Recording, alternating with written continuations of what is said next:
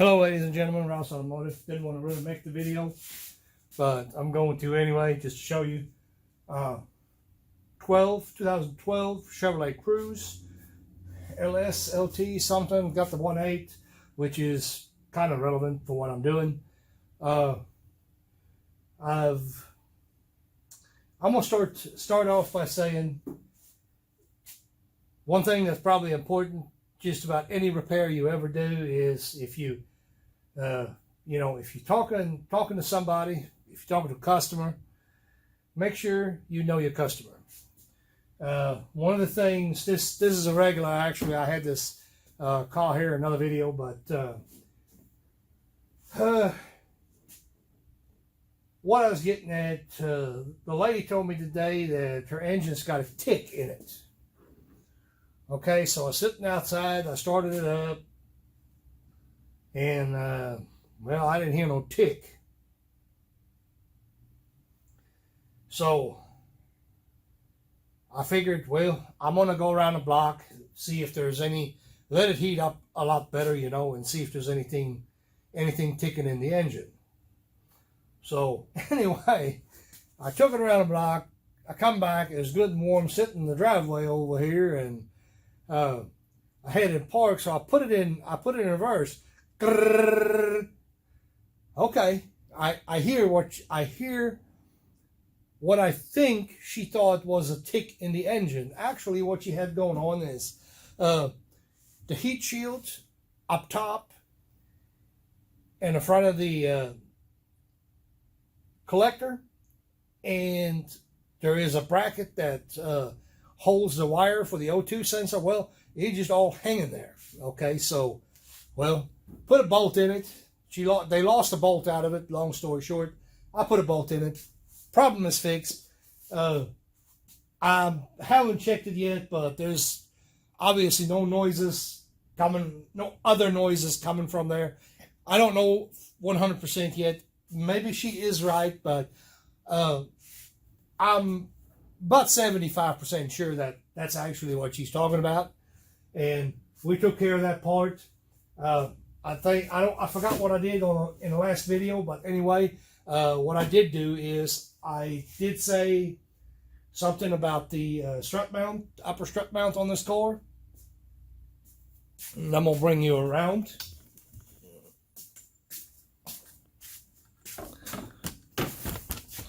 Yep, that one's got a little oopsie. But trying to get far enough away from it, get the whole thing. All right, but anyway, I took the wheel off. Of course, not a big deal there. Let me see. Maybe get that little board right here. I think the video will pick it up. Well, I don't know. I don't know. But anyway, I can take the whole assembly here and pretty much lift up on it. Now, I say it needs a strut mount, but we'll investigate here in a minute. What we're looking for in the video to see what will it take to get this strut right here out. Well, there's a couple of factors that you need to consider. These bolts right in here on the lower part of the strut, they look like the factory bolts. If this is the factory bolt, they're pretty much, I hate to use the word body fit because it's not really body fit, but they're close. They're really, really close. What you don't want when you pull the strut out, or well, if you have to, you have to, but be aware that if there is a cam bolt in here, you will have to have an alignment by the time you're done. I don't know that I would chance it. I'd get an alignment done anyway. But these here normally fit pretty tight, and we're going to undo one, and we're going to see if I'm right or wrong. So we'll get one of them out of there. Just see what we got.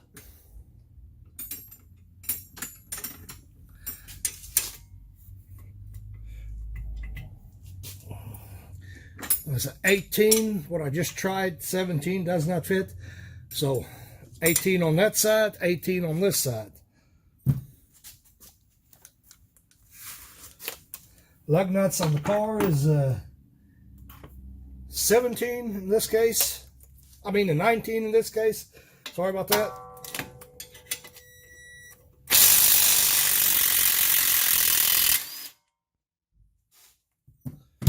So basically, here's what I'm talking about. I don't know if any, some of you might have seen cam bolts before, know what they look like. As a matter of fact,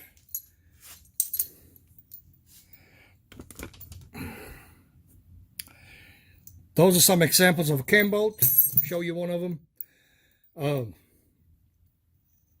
This cam bolt here would actually probably be usable.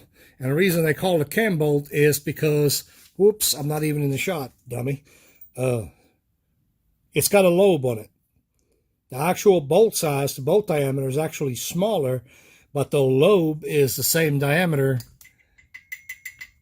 than the regular bolt that comes out of it. So those bolts, if you have one of them in there, that will move on you. I don't see how it could. You know, if that's the case, you'll have to get the vehicle aligned. In this case here, I'm going to say we won't have to.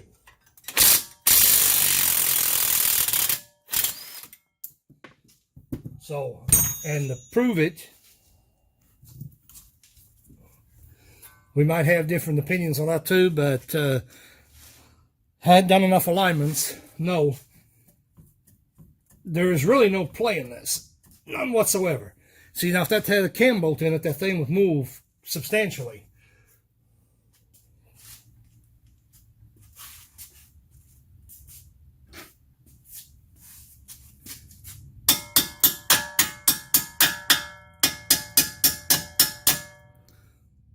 So, really no movement.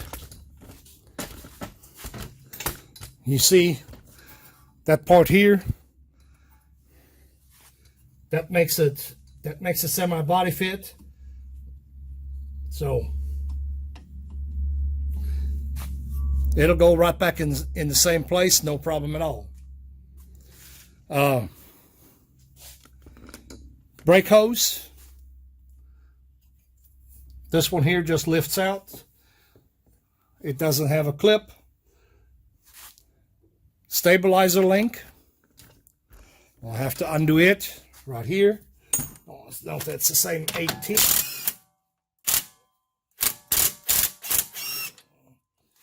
Sometimes we get lucky, be able to just grab them a little bit in the back, turn them right out. Sometimes you have to use the Torx head on the bolt itself. Hold it with a wrench.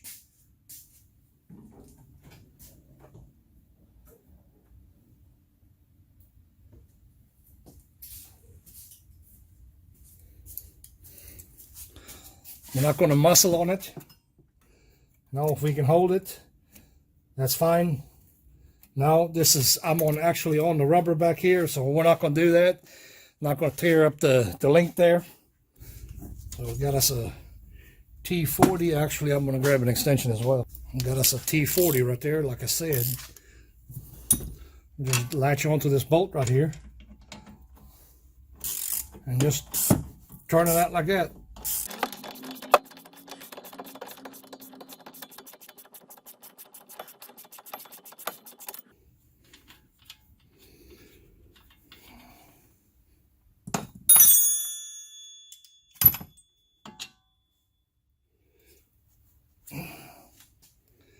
Check and make sure everything there is okay, good to go.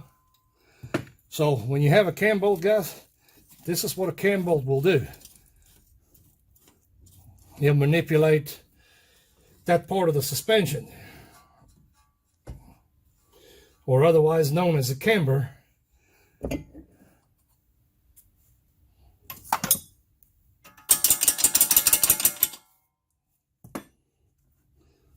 I have to move the camera out a little bit. get that bolt out. So you can hear that. The reason we're replacing it is because you can hear it when you go over bumps. It doesn't do it all the time, but it's enough to be aggravating. You shouldn't be doing it, so that's going to get replaced no matter what. This customer here wants their stuff right, so what we'll do. Whoop, forgot to turn the camera back on. Sorry about that.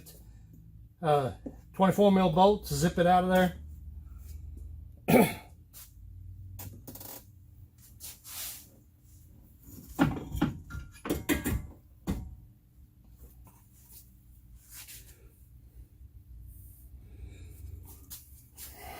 Here's the top of our strut. Here we are on a service cart. There is some, I think there is a piece of rubber on top of that that's missing, or something. These tings right here,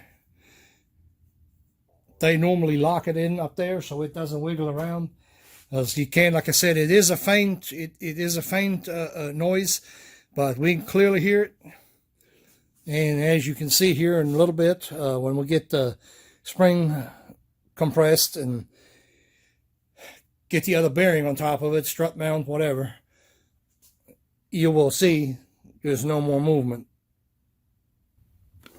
So I set that fella over here in the vise, and one thing I don't have in the shop, I've been doing that for a long time, and every time I think about, well, I'll be jiggered. That's not what I wanted to do. That was brake cleaner. Grabbed it, I reached for the wrong can. Well, anyway, every time I think about buying a strut compressor, a strut spring compressor, my God, that's a hard word to say. But anyway, anytime I think about buying one of them, I really get to thinking, you know, how many struts you do. Just don't do that many of them. And with the quick struts that you can get now, it's even less. So when I need to, I use that strut spring compressor like that. It'll work fine for what I'm doing here. So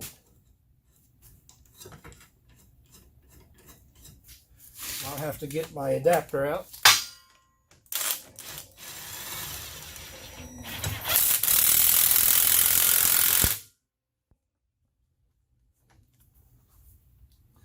Oop, oop, oop. Don't do that just yet.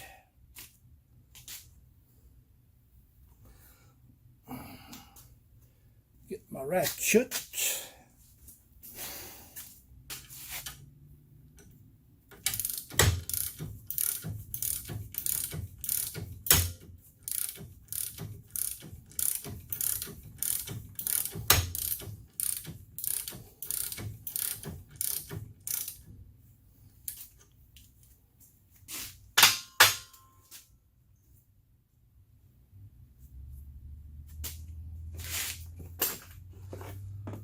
Sometimes you can get it with just one side.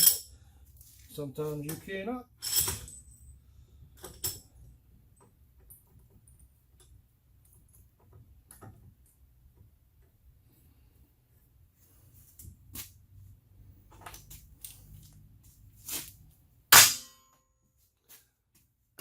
If you get these pullers, compressor, whatever you got, take 5 seconds, however long it takes, and put a little lube on it.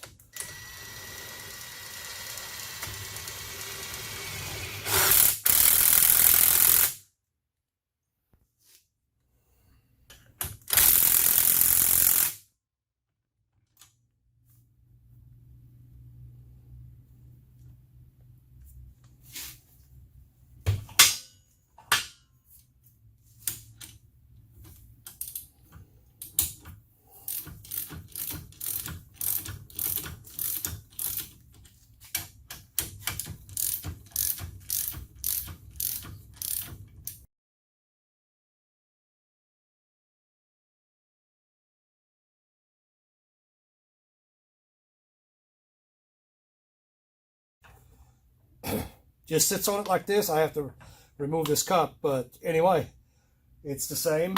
Make sure you got the right part. Of course, we already knew we did, but I'm just saying, to be complete, we can actually interchange this.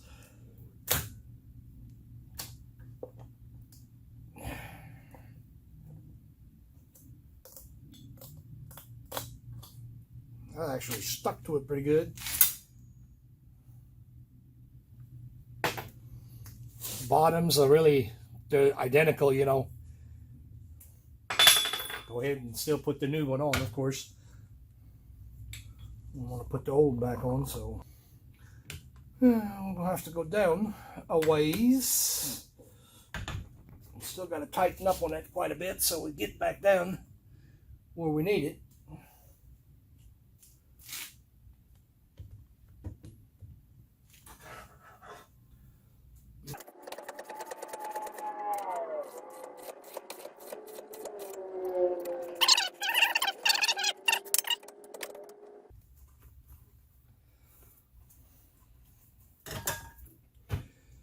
I'm going to lift this assembly off of here. I want to inspect this here. Get the dirt out of it, I guess.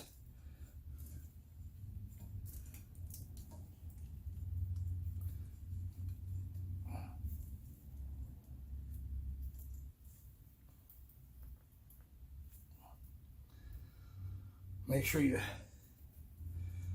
strut is in working order.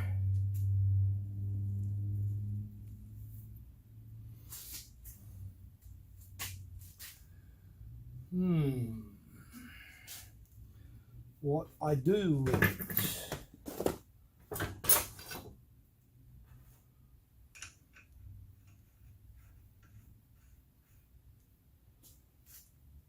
So, put this back in here.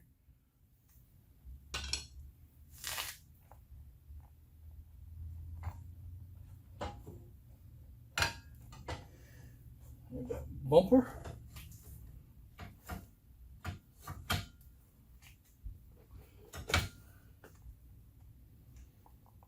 Put our bumper back in.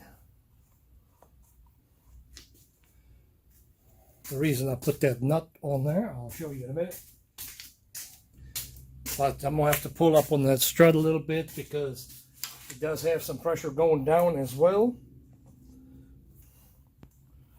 So this is what we got to hold on to.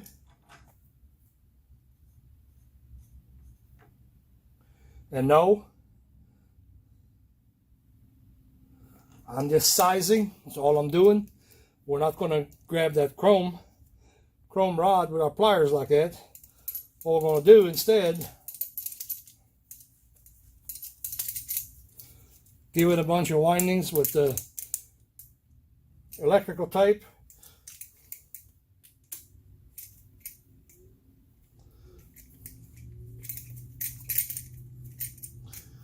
Gotta love Harbor Freight for that kind of stuff. You know, this is cheap tape that I get over there. I source it from Harbor Freight, or, you know, places that have cheap tape. I source that kind of stuff from them.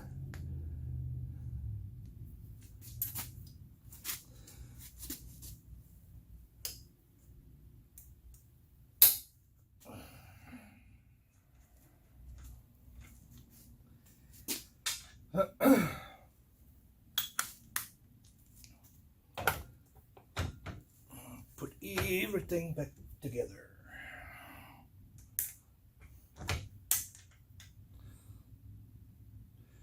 This will, once you tighten it up, it'll bottom out.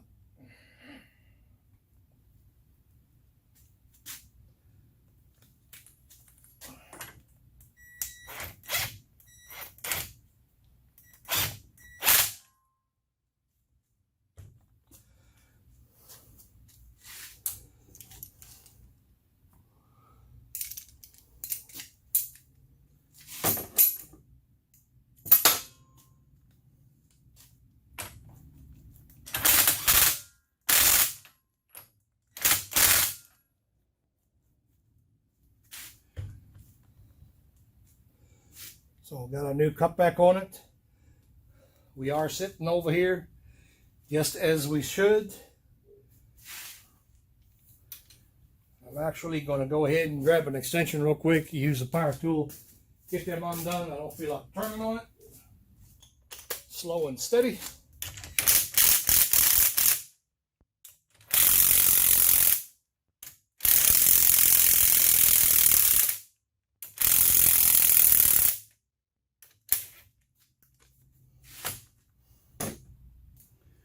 Make sure we are seated properly in the cup.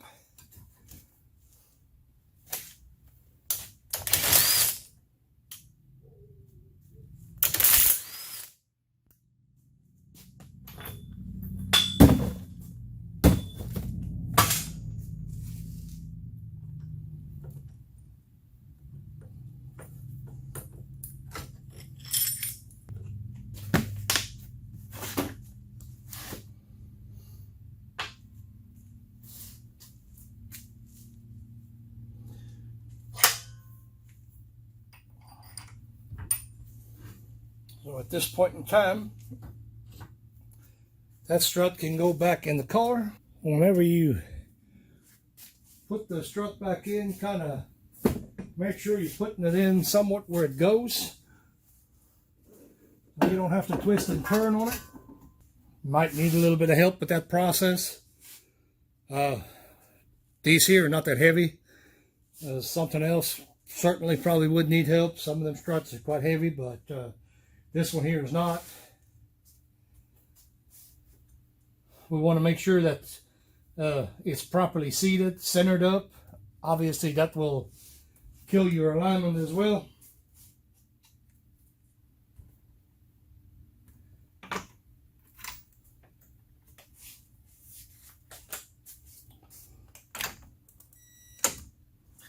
.24 mil. I don't know if I mentioned that earlier or not, but it's 24 mil.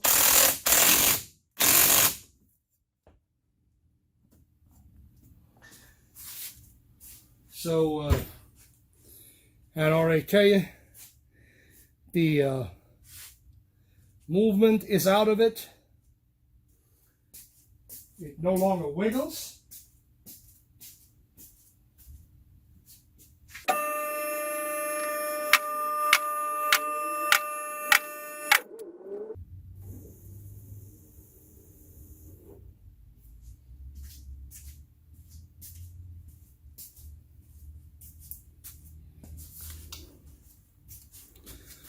So I'll just reverse your taking it out.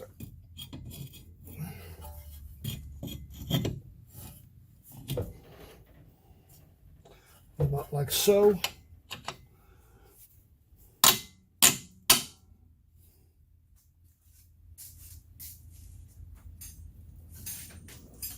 Get me caught over here.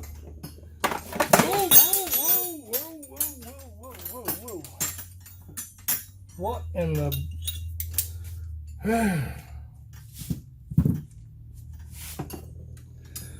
Got the drop seats. Actually, I'm gonna switch you over to the other side. Said whatever we did a while ago, just reverse it.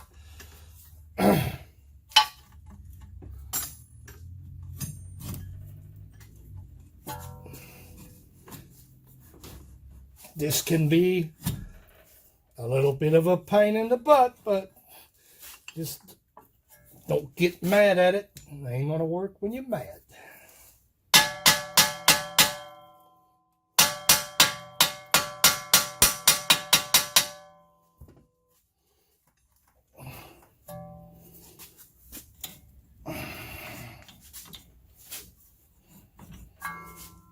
That is actually good and tight there, so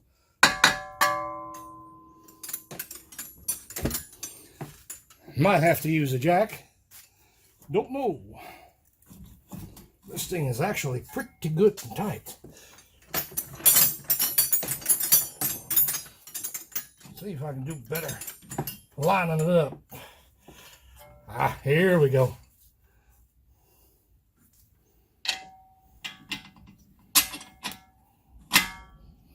There we go.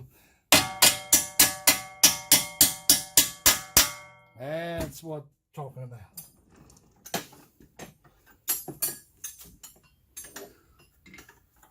Watch your hose. Don't mess up your hose.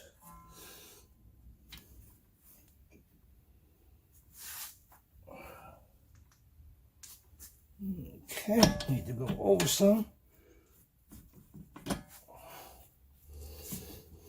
Jiggle it, wiggle it, don't hit your brake hose. That would be bad. That would be really, really, really bad news.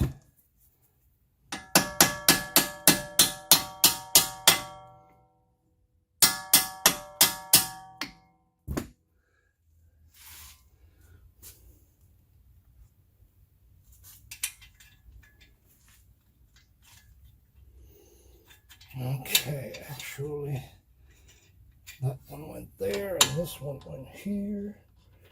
Same thing.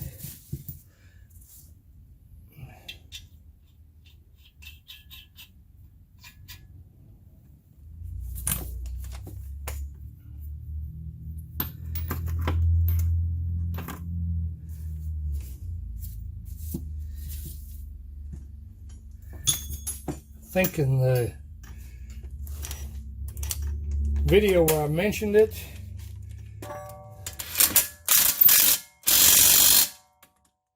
somebody actually thought I was wrong. I didn't think it was a strut mount, but I can already tell you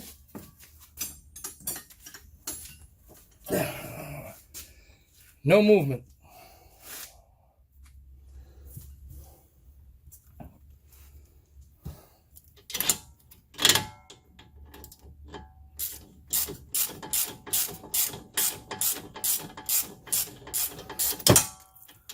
Righty loosey, lefty tighty.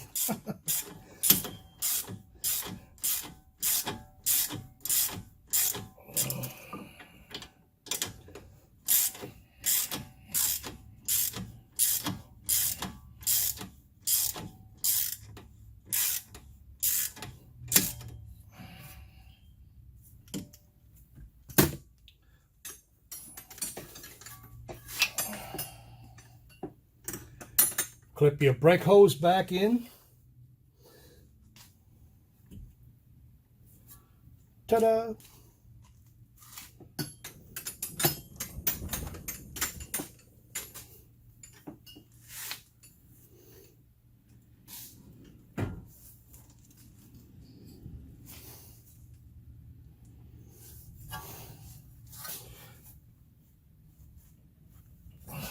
So one more time. Play is gone out of it. Should be good to go. Now, that's all I'm going to do to it. Well, I'm going to stop the camera as well. All I got to do is put the wheel back on, put the hub cap back on, and that'll be the extent of this video, guys. Thanks for watching. Thumbs up, thumbs down, whatever.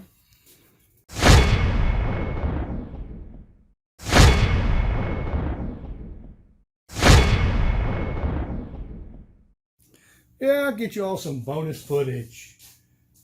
So, I had the car off the rack already, had everything undone, fixed to go out the door with it. I double checked my work here.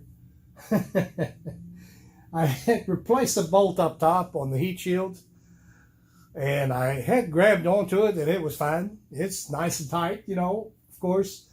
But I don't know what made me do it. I reached down here in the lower part of it, and as soon as I touched it, it cling, cling, cling, cling. Well, it's all broken off down here. So it's all rotted. Well, I guess I'll show you. So all of this here rotted off. So, of course, I'm not going to replace all that. And I'm not going to do a major amount of welding because it is on the catalytic converter right there. So as far as customers concerned, you know, we just tacked it on there. Put a couple of spot tacks on it with the weld machine, and we want to send it on the way now. At least it doesn't rattle. I guess the moral of the story is double check your work. And preferably do that before you take it off the friggin' rack. Anyway, not a big deal. Slid the arms back under, raised it back up, you know, did that real quick. Didn't take a couple of minutes. It's just a point. Pay attention to what you're doing. Thank you.